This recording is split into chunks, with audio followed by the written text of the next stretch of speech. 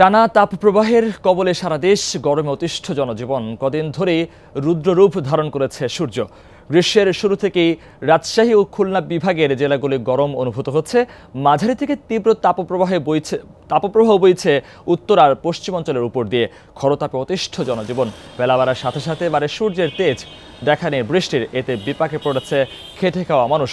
তীব্র প্রখরতার মাঝেও প্রয়োজনে তাগিদে বিরত হচ্ছে তাদের। তবে চারপাশ উত্তপ্ত হওয়ায় কাজ করা দায়। আবহাওয়া অফিস বলছে এই অঞ্চলে আগামী কিছুদিন তাপমাত্রা একই রকম থাকতে পারে। বাতাসে জলীয় বাষ্প বেশি হওয়ায় বাড়ছে অস্বস্তি। এদিকে গরমের সাথে তাল মিলিয়ে বাড়ছে ডায়রিয়া সহ পানিবাহিত বিভিন্ন রোগ।